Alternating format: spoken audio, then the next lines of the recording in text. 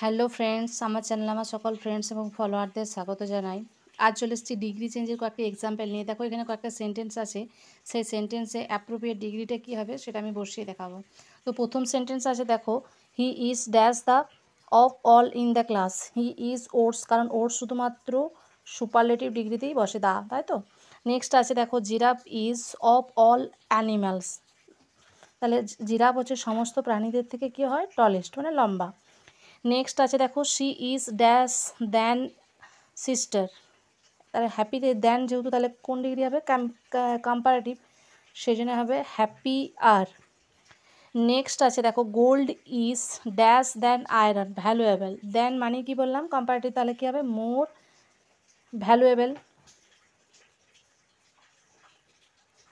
Next আছে দেখো Amal is as dash Bimal old, as মানে পজিটিভ ডিগ্রি, তার জন্য কী বুঝবে ওল্ড। For daily updates